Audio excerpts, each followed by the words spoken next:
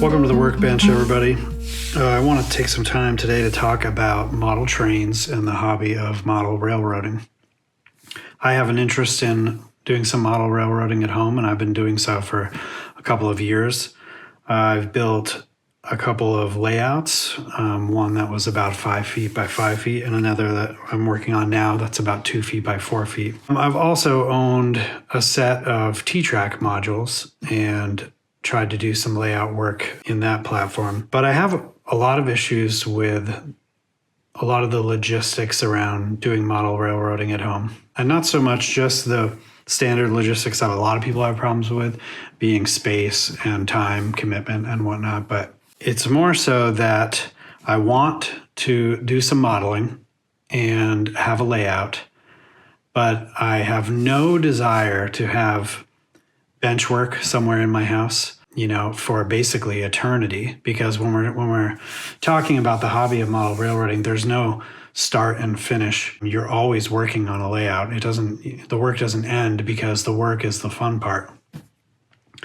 So I just have no desire to have a train room or a layout space in my house that is just perpetually there in a state of unfinished that takes up a large amount of space that I can't make it go away if I want to use that space for something else. It's just kind of always there. And when you're not working on it, it's kind of nagging you, knowing that it's there and you're not touching it, that you're not working on it. So I'm kind of on a mission to find a way to participate in the hobby in a way that does not encroach upon my everyday life so much. So I'm talking about a new modular model railway. So as I said, I did HexTrak for a bit, and HexTrak is cool. It's great for a club or an organization that's traveling around and doing shows and whatnot, because you can have a large number of modules come together to make a great big layout. But as far as having a layout at home, HexTrak modules are too big. They're too big for me. I'm really just talking about my opinion here. They're way too big. There's too much real estate on them that isn't track to begin with for me. It just ends up being a lot of dead landscaping space, and you're putting in so much modeling work to fill up this rectangular module to just have a train go straight past whatever it is you're making. I just found it kind of uninteresting. And the modules, once you need at least 6 of them to make a loop, to make an oval. And they're big, so they have a pretty bad storage problem. So I don't think that they're a reasonable home modular model railroad solution. I do, however, really like the Kato Unitrack as a track solution for this problem. So with my little experiment, I'm going to continue using Kato Unitrack. So I need smaller modules with more visual interest. That's really where my need falls. I need to be able to store them away. I need to be able to put them together in all different kinds of interesting configurations to make something new all the time with the modules that I make. And when I want to work on my layout, I want to be able to pull out a module and have it be a small vignette, a much smaller piece than a HexTrak module. So the whole idea of modular model railroad, but on a much smaller scale to work at home. So where I'm beginning is hexagons. So you can see here I've got a few pieces that I've cut on the laser that I've designed on the computer. So the idea is hexagons that take care of your straightaways.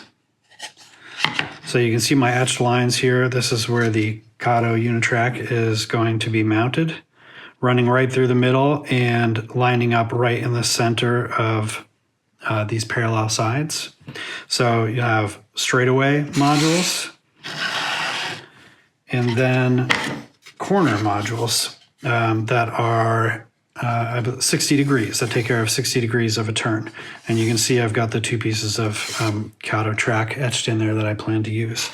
I'm going to order some fresh track to start this experiment off, but basically we're looking at the 216 millimeter radius curves and 60 degrees per module, like so. So the idea is when I want to work on my model rail layout, I just pull out one of these small module pieces and begin building up some scenery, working on a structure, whatever it is that I want to do. So I think of that to begin with, I'm just going to build out a bunch of these as just landscape modules so that I can put them together and begin, playing with the layout right away. And then I will worry about modules that have more function, that have like a depot or whatever. And let me be clear here.